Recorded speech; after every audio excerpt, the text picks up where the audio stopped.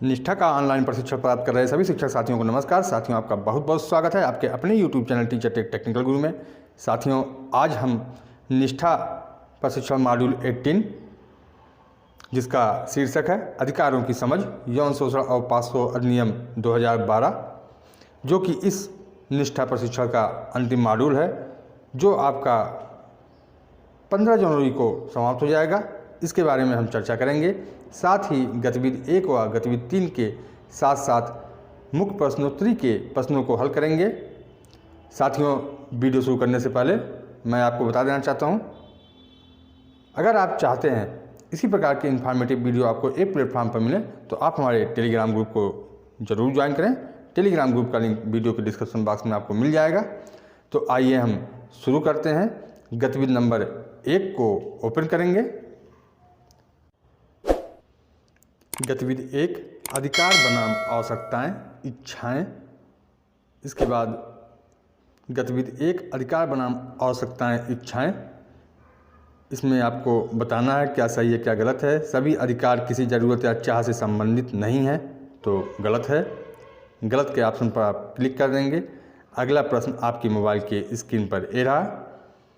बच्चों को जानने, खोजने और उन्हें दूसरों के साथ साझा करने का अधिकार है, कला और लिखने या किसी अन्य माध्यम से, तो यह सही है। सही के ऑप्शन पर आप क्लिक करेंगे।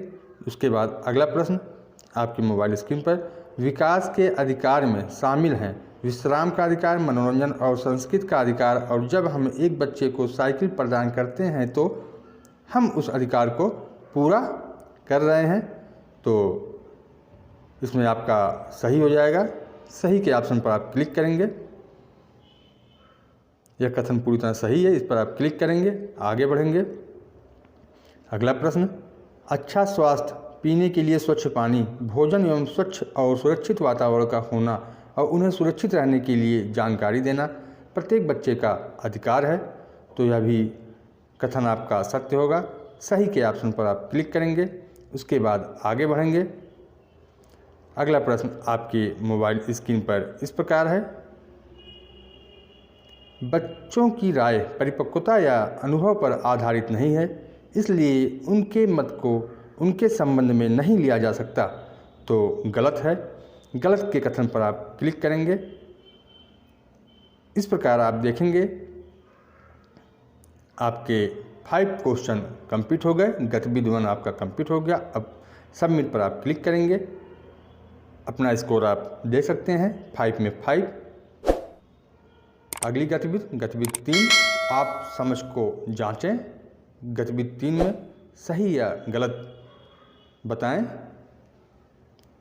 तो पहला प्रश्न, लैंगिक शोषण आमतौर पर अंधेरे परित्यक्त स्थानों में होता है, गलत है। गलत के ऑप्शन पर आप क्लिक करेंगे। अगला प्रश्न आपके मोबाइल स्क्रीन पर इस प्रकार है, बच्चे विशेषकर लड़कियां जो बाहर जाने वाली बातूनी शारीरिक रूप से स्पष्टवादी होती हैं अक्सर यौन शोषण को आकर्षित करते हैं, तो यह कथन आपका गलत होगा। गलत के ऑप्शन पर आप क्लिक करेंगे। गलत के ऑप्शन पर आप क्लिक करें। अगला प्रश्न आपकी मोबाइल स्क्रीन पर, यदि बच्चा दुरुपयोग की रिपोर्ट करने के लिए तैयार नहीं है तो हम मदद नहीं कर सकते, गलत है। गलत के ऑप्शन पर टिक करेंगे। यह कथन बिल्कुल गलत है। उसके बाद आपके मोबाइल स्क्रीन पर अगला प्रश्न इस प्रकार है, जब भी कोई बच्चा आपसे लैंगिक शोषण के बारे में बात करता है तो यह महत्वपूर्ण है कि आप सूचना के सत्यापन के लिए कथित शोषणकर्ता के से बात करें, तो यह कथन आपका बिल्कुल गलत होगा। गलत के ऑप्शन पर आप क्लिक करेंगे और उसके बाद अगले प्रश्न में चलेंगे। गलत के ऑप्शन पर आप क्लिक करें। यह कथन आपका गलत होगा। चलिए अगला प्रश्न आपके मोबाइल स्क्रीन पर, यदि यौन क्रिया के दौरान बच्चा चिल्ला या विरोध नहीं कर रहा है या पीछे नहीं धकेल रहा है या सहमत दे दी है, तो यह समझा जा सकता है कि बच्चा उस कृत्य में रुचि रखता है, तो यह कथन आपके हिसाब से क्या लग रहा है, सही है या गलत है? तो यह भी कथन गलत है। गलत के पर टिक करें और आगे बढ़ें। गलत के ऑप्शन पर आप क्लिक करेंगे। अगला प्रश्न, बच्चे अक्सर यौन शोषण के बारे में कहानियाँ बनाते हैं, सही है या गलत है? तो बिल्कुल गलत है। गलत के ऑप्शन पर आप क्लिक करेंगे। अगला प्रश्न आपके मोबाइल स्क्रीन पर, एक वयस्क एक बच्चे को चीज़ें, उपहार, ध्यान और स्नेह, पैसा, मिठाई, खिलौने बाहर ले जाना यौन शोषण की एक प्रक्रिया की शुरुआत हो सकती है।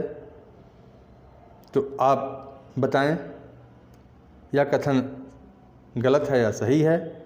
तो सही है, यह कथन सही होगा। सही के ऑप्शन पर आप क्लिक करें। अगला प्रश्न आपके मोबाइल स्क्रीन पर, अधिकांश लैंगिक शोषण किसी ऐसे व्यक्ति द्वारा किया जाता है जो बच्चे के लिए अजनबी है। एक बार दोबारा क्वेश्चन को पढ़ेंगे। अधिकांश लैंगिक शोषण किसी ऐसे व्यक्ति द्वारा किया जाता है जो बच्चे के लिए अजनबी है। तो यह गलत है या सही है? तो यह कथन आपका गलत होगा। गलत के ऑप्शन पर आप क्लिक करेंगे। इसके बाद आप देखेंगे आपके 10 क्वेश्चन कंप्लीट हो गए। अब अपना आप स्कोर दे सकते हैं। 10 में 10 आपके स्कोर हुए। अब हम प्रश्नोत्तरी को देखेंगे।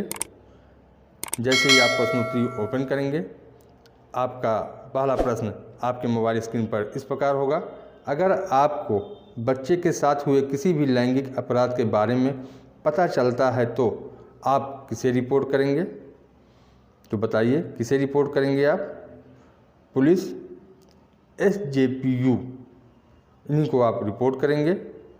अगर आपको बच्चे के साथ हुए किसी भी लैंगिक अपराध के बारे में पता चलता है तो आप किसे रिपोर्ट करेंगे? पुलिस, SJPU को रिपोर्ट करेंगे। अगला प्रश्न आपकी मोबाइल स्क्रीन पर, कौन सा अधिनियम बाल शोषण अपराधी को दंडित करने के लिए विशेष कानून है? कौन सा अधिनियम? तो पॉक्सो अधिनियम 2012। इस प्रशिक्षण को जब आप कर रहे होंगे तो आपको पूरा डिटेल पढ़ने को मिलेगा और इंटरेस्ट भी आएगा, आप इसे ध्यान से पढ़ेंगे।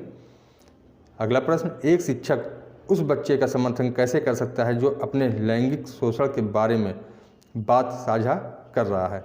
शिक्षक उस बच्चे का समर्थन कैसे कर सकता है?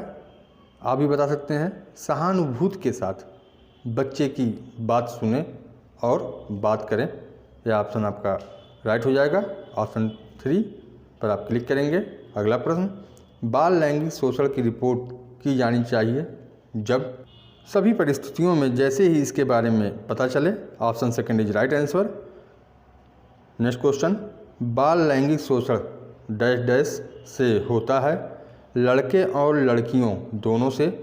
तो ऑप्शन फर्स्ट आपका राइट हो जाएगा। ऑप्शन फर्स्ट पर आप क्लिक करेंगे, आगे बढ़ेंगे। अगला प्रश्न आपकी मोबाइल स्क्रीन पर, बच्चा कौन है? कोई भी व्यक्ति। बच्चा कौन है? कोई भी व्यक्ति 18 वर्ष की आयु से कम। ऑप्शन थर्ड राइट हो जाएगा। नेक्स्ट क्वेश्चन, कित कब एक गुरुतर अपराध बन जाता है? तो यह जो व्यक्ति विश्वास या अधिकार की स्थिति में हो, कित उसके द्वारा किया गया हो। अगला प्रश्न, किसी बच्चे को नग्न चित्र दिखाना।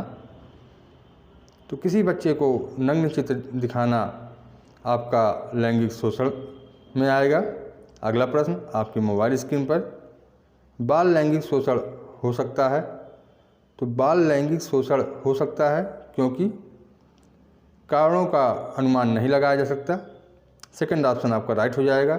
अगला प्रश्न, उत्तरजीविता अधिकार में शामिल है। तो उत्तरजीविता अधिकार में शामिल है भोजन, कपड़ा, आश्रय।